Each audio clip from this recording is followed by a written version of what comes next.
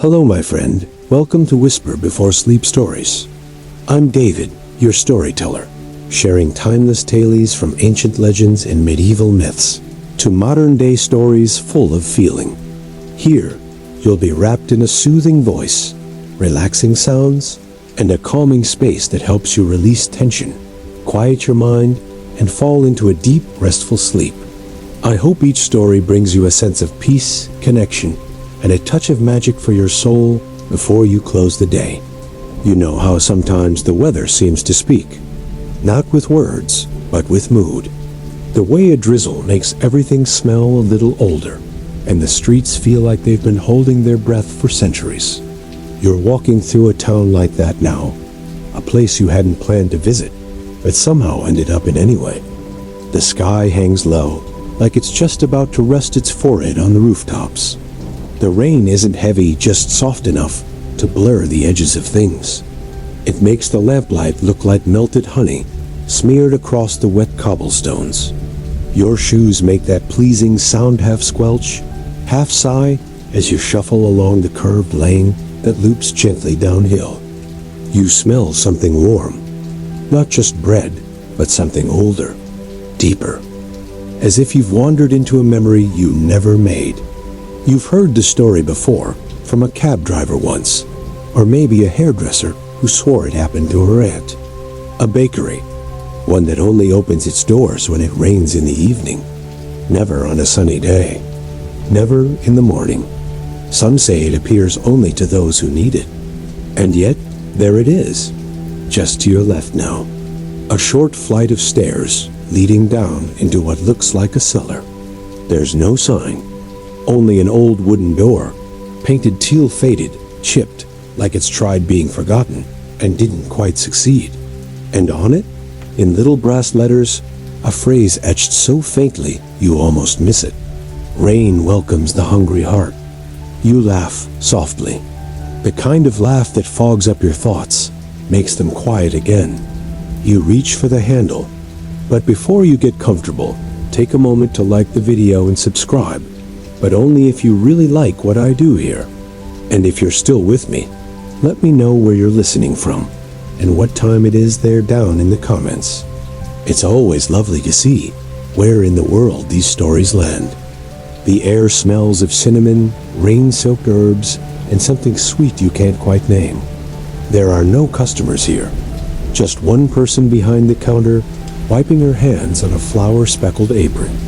Her hair is silver, not dyed silver, but that soft moonlight shade that comes only with years and peace.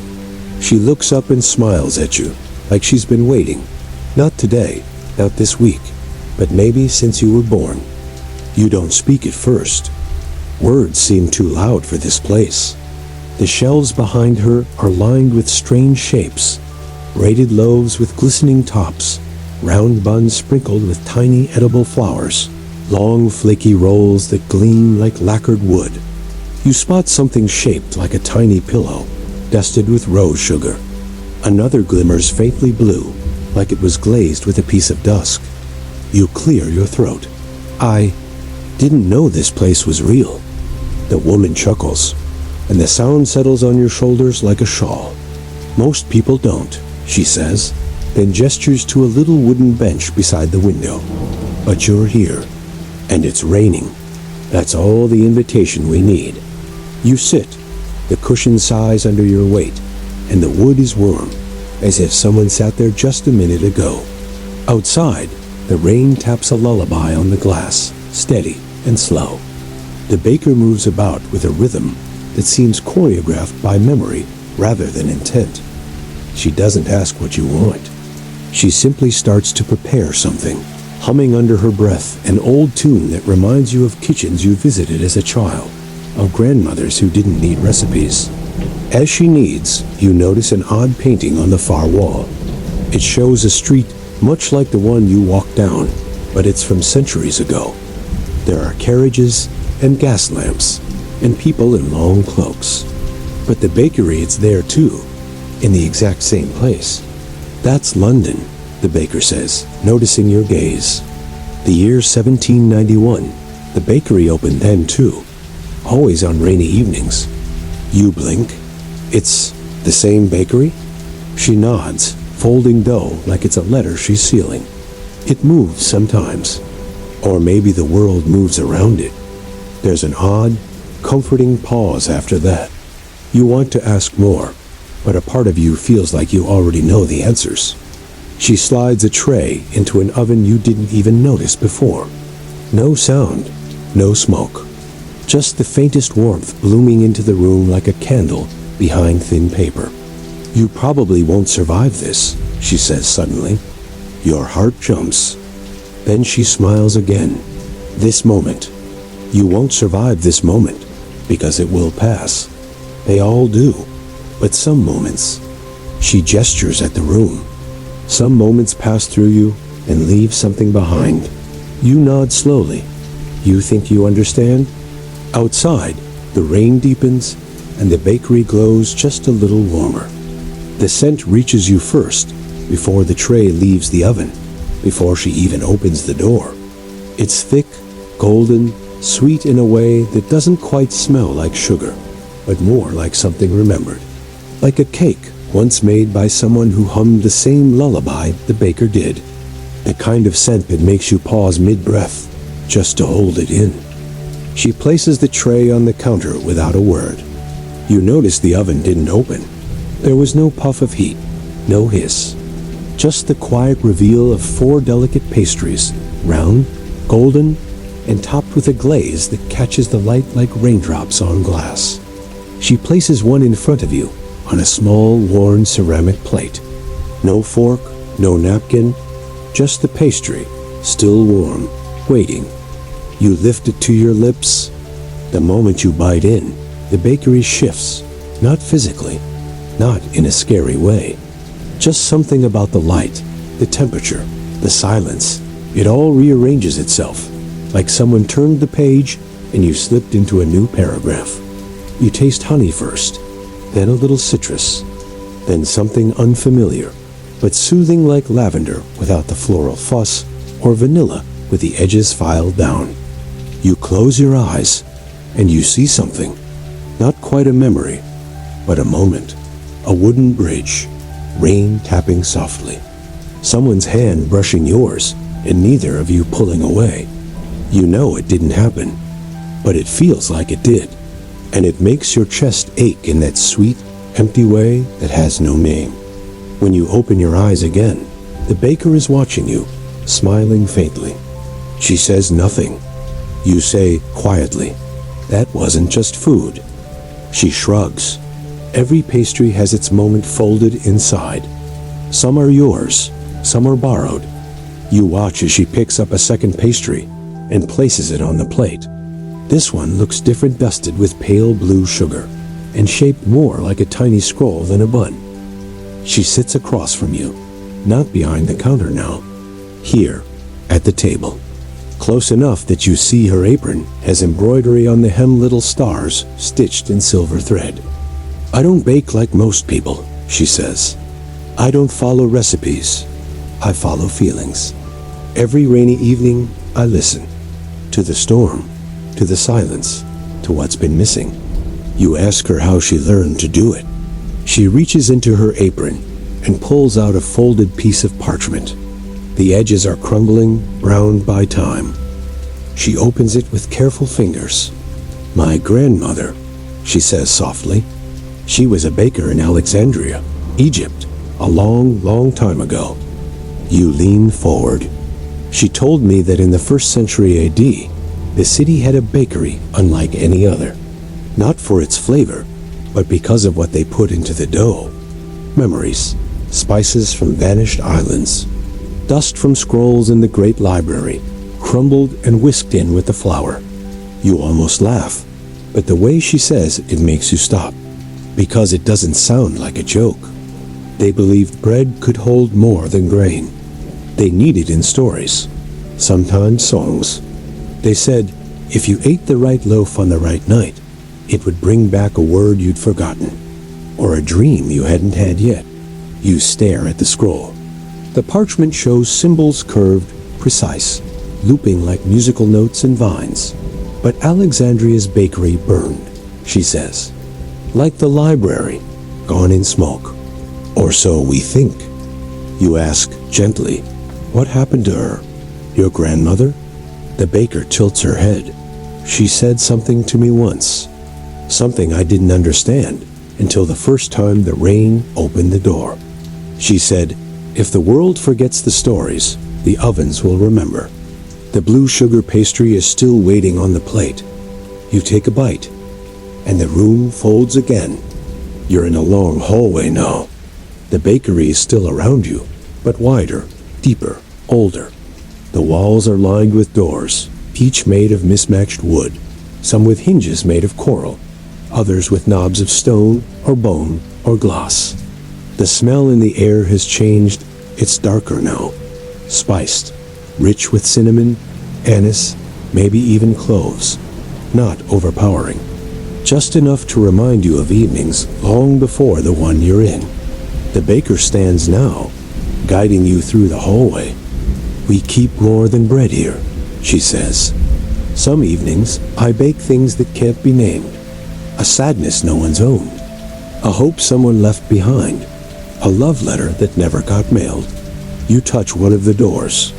It hums softly under your palm, like something alive is dreaming behind it, ... I don't open those, she says, unless someone truly needs what's inside. You ask her how she decides. She pauses by one door that looks newer than the rest. Polished wood, a brass plate on the front. You squint at it. It reads, open only on the night the last question is answered. You feel your breath hitch. She looks at you and says, there's a lot we don't know. About baking, about time, about what it means to remember. And then, in that way she drifts into a story. She tells you of a Roman bakery in Pompeii, one of the last places to go quiet before Vesuvius buried the city in ash. They found bread still in the oven, perfectly preserved in charcoal. She tells you how researchers still wonder if the bakers had any warning, or if their final loaves were mid-rise when the ash fell. To this day, she says, no one knows for sure if that last bread was meant for joy or survival. You imagine that bread, charred, ancient, and yet still shaped by human hands. You feel, suddenly, very small, but not in a sad way. In the way, a single warm light glows in a dark street and makes everything feel safe. You follow her back to the front room. The pastries are gone from the counter now. In their place is something wrapped in cloth, still steaming faintly. For later, she says, when the dream starts to fade. Outside, the rain hasn't stopped. If anything, it's deepened. But you don't mind. Inside this quiet warmth, time is no longer something to keep up with. It's something you're gently sinking into. You don't remember moving back to the bench by the window, but you're there now, with the cloth bundle resting beside you. It radiates a gentle warmth, not hot, but steady, like something that's remembered its purpose and is in no hurry to prove it again. The baker sits across from you, fingers curled around a steaming mug that hadn't been there a moment ago. She watches the window as the rain sketches its slow silver stories across the glass. Did I ever tell you, she says softly, about the bread that told a story before it was eaten? You shake your head. She smiles at that. Good, because it's not mine to tell. Not exactly. But maybe you'll carry it better than I did. She stands and moves toward the shelves again, pulling down a loaf you hadn't noticed, shaped more like a book than a bun, bound by twine and dusted in crushed petals that smell faintly of smoke and sugar. It came from a village, she says, somewhere along the coast where Portugal fades into Spain. The kind of place that's not on modern maps. You have to be lost to find it. She sets the loaf down on a wooden board. They say once a generation, a child is born with the gift of needing memory. Not just remembering, but pressing what was into what will be. Their bread doesn't just taste old. It feels old, as if it's already been eaten by someone who loved you before you were born. You reach out. She stops you with a look not stern, just steady, Listen first, she says. And then, in that low, drifting voice of hers, she begins to tell the story hidden in the loaf. A boy named Eri lived in that village by the sea. He was quiet, always had been. But his hands? Oh, his hands told stories even when his mouth couldn't. His mother noticed it first. The way he braided dough, not in simple twists, but in patterns that mimicked ocean currents. How he shaped buns like the boats that left each spring for the tuna runs. And how when his grandfather died, he baked a round, flat bread that made everyone in the village cry without knowing why. They said it tasted like memory, like walking home barefoot, like letters you never sent. When Eri was 12, he began baking before storms. Not during, not after, before, as if he could smell the coming thunder in the wheat. He baked one loaf that summer that smelled like wet soil, and ended with 3 days of rain that saved the village's fields. No one asked how he knew. They just brought him flour and silence. Then one evening, a woman came to the village. She wore red shoes and spoke 12 languages, none of which matched the one the villagers used. She asked for bread that tasted like forgetting. Eri didn't speak, but he baked ... She cried after the first bite and left before the second. Word spread. He grew older, but never loud. His hands told stories of people he never met, cities he never saw. One day, he baked a bread shaped like a falling star. That night, the sky cracked open and a meteor fell into the sea. He never claimed magic, only memory. Then one morning, he was gone. No note, no crumbs. Only a single loaf left on the sill of his family's old cottage, wrapped in wax paper and tied with a string of seagrass. It smelled like farewell. They never saw him again. But every generation, just once, when a certain kind of storm crawls out of the ocean and wraps the sky in copper light, someone finds that loaf on their doorstep, still warm, still perfect, still telling stories no one else could know. The baker finishes. The rain ticks like a slow heartbeat outside. That bread, she says, touching the top of the loaf, was brought here last October. I found it on the doorstep, still warm. I've only ever sliced it for those who've tasted something they couldn't explain. She looks at you now, not through you but into you. And you understand without needing it explained? She cuts the loaf. The knife moves silently. The slice she gives you is thin, almost weightless. When you raise it to your mouth, it smells like the moment before lightning, and something else. A soft note of sun-warmed cotton. A childhood game you used to play, but forgot the rules to. The memory of someone humming in another room years ago. You chew slowly. The bakery around you doesn't shift this time. You do. You feel yourself step gently into someone else's shoes. The floor beneath you is cobbled, but not modern. The lamps flicker with gas, and someone is walking beside you, whispering something in Italian. You feel rain start, and you run laughing into a little covered alcove. The person beside you presses a bag into your hands. Inside is a warm pastry, and you know, without needing to be told, that this is the first time this bakery appeared for them. You close your eyes. When you open them again, you're back on the bench. The baker is watching, not smiling now, but calm. That was, you begin, but you don't finish. Words would bruise it. Some breads, she says, don't fill the stomach. They fill the places inside that never learned how to stay full. You look down at your hands. They're shaking slightly, not with fear, but with something that feels like softness, remembering how to be strong.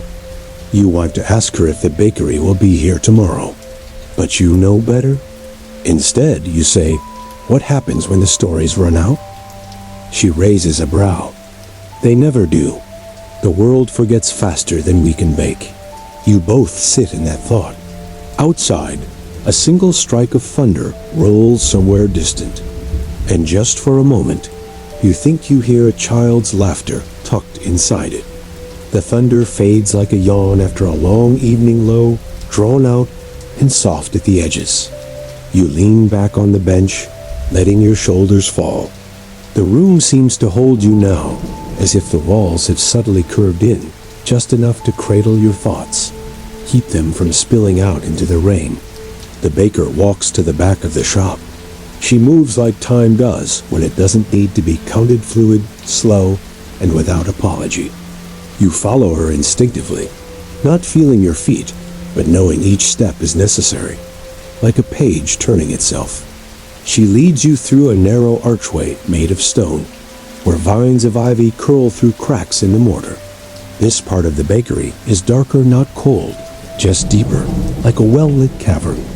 The air smells different here, more mineral, more rain-soaked. And there, at the center of the room, is the clock. It isn't a clock in the way you know clocks. No gears, no ticking, just a wide bowl-shaped basin, carved of deep obsidian, placed beneath a skylight.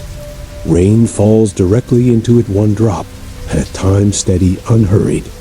Each drop sends a ripple, and with every ripple, a faint chime echoes through the stone. Not high like a bell, not low like a drum. Just perfect, like a whisper made of water and metal. The raindrop clock, she says, standing beside it. It doesn't tell you what time it is. It tells you how much time is left. You look into the basin. Each drop lands as if it was meant to fall at that exact second. You ask her, how much time until what? She shrugs gently. That's the part it never says out loud. You ask if it's counting down to the bakery disappearing again. No, she says. It's always here. Just not always here. She taps the air. Sometimes it waits in the cracks between moments. Sometimes it lives in a daydream. Sometimes in the sigh between words. You watch as another drop lands. The ripple it creates seems to pull a thought out of your chest. A memory, or maybe just a sensation of something unfinished. A letter you meant to send. A phone call you told yourself you'd make next week. A kindness withheld out of fear or fatigue. You look away from the bowl. The baker is already walking again. You follow her past another arched doorway, into a narrow hall, lined with shelves of old recipes, dream journals, and jars full of unlabeled ingredients. Dust floats in the air like slow-motion snow.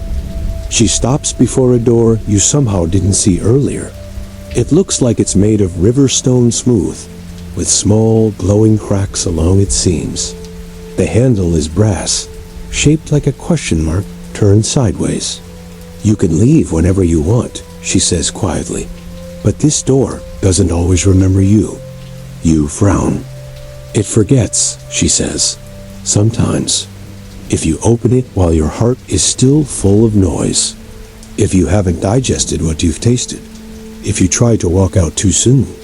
You run your fingers along the edge of the stone. It's warm, almost pulsing. You can feel it somehow that stepping through it right now might return you to your street, your regular evening, your emails, your lights, but doubt the thread you've picked up here. Has anyone ever gotten stuck? You ask. She smiles. No, but a few people have wandered in again, thinking they were coming for the first time. They walk in the rain, follow the scent, and swear they've never seen this place before. But the moment they take a bite, something inside them weeps. You ask if she ever leaves. She tilts her head. I don't need to. The bakery does. You both laugh softly at that. It makes sense in a way you can't quite explain. Then she gestures behind you, where a row of small wooden drawers is built into the wall, each with a number carved in soft, worn script. One of them, number 219, sticks out slightly, as if it's waiting to be noticed. You pull it open. Inside is a small note, folded in 4. You open it carefully. It says, "You are not too late. Not for this." Beneath the note is a single sugar cube, shaped like a rose. You look at her. She just nods. Some messages wait a long time to be read, she says. That one's been waiting for you. The sugar melts instantly on your tongue, no sweetness. Just a warmth behind your eyes, like a long-held breath finally released. You feel something inside you soften. Not a tear, not quite, but the edge of one. Back at the basin, the rain is still falling. You notice now each drop is in rhythm with your breath. The baker turns and moves back toward the counter. You follow slowly. The cloth-wrapped bundle is still waiting. You hadn't noticed before, but there's a small tag tied to it now, written in a hand that isn't hers, or maybe is. For when the rain forgets your name, you don't ask what it means. You already know you'll understand it when the time comes. She walks you to the teal door. It's closed now, but the stormlight filters around its frame like moonlight caught in wood grain. You feel the tug of the outside world, its gravity just beginning to return. She says, the world is noisy. It needs quiet keepers. You meet her gaze. And sometimes, she adds, it needs people to bake what it's forgotten. You nod. She opens the door. The street is there again. Rain-touched. Empty. Familiar, but not quite the same. You know the way back to your room.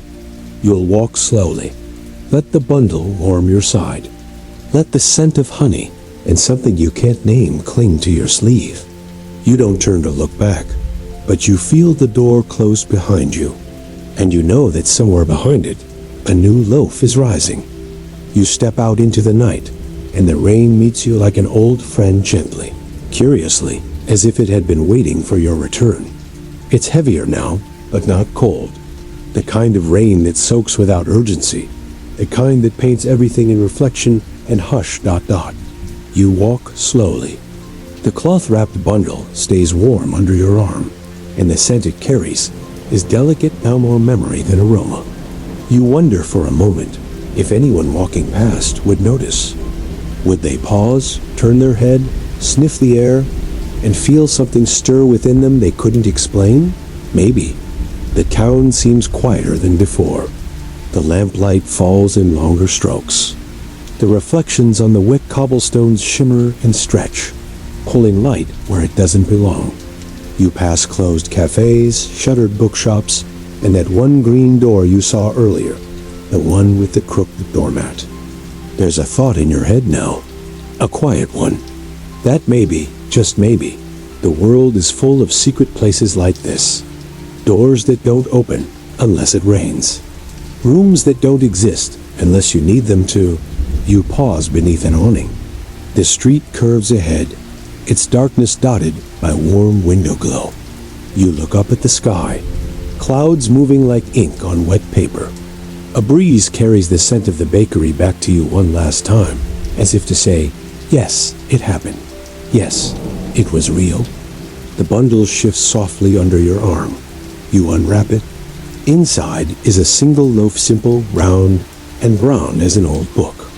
Nothing fancy, no glaze, no sugar flowers, just a dusting of flour on its top, and a faint symbol pressed into the dough before baking.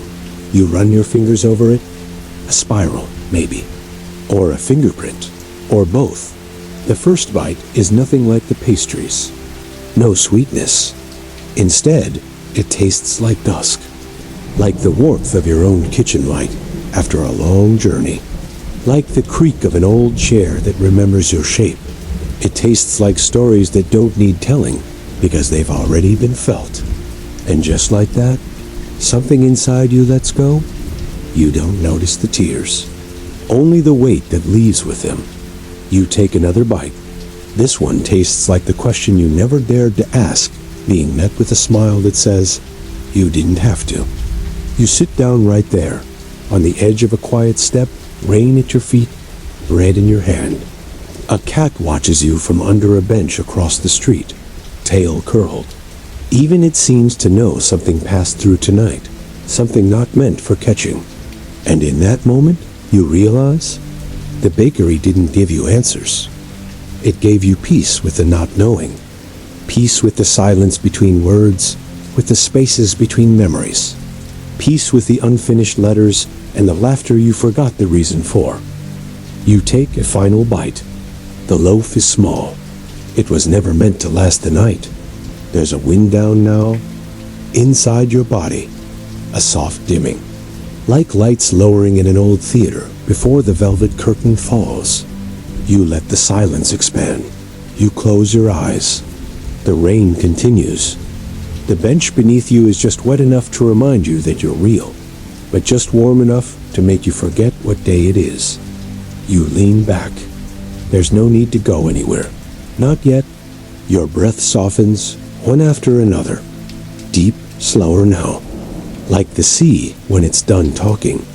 You feel your pulse echo in your fingertips, your toes, your temples. Each beat a lullaby. Each breath a hush. Your thoughts begin to blur, not in chaos, but in quiet surrender. The final image you hold is of a teal door, slightly ajar. A hand gently wiping flour from a counter. A soft chime from a raindrop basin. And one last whisper you're not sure came from inside or outside your head. Come back when it rains again. You smile.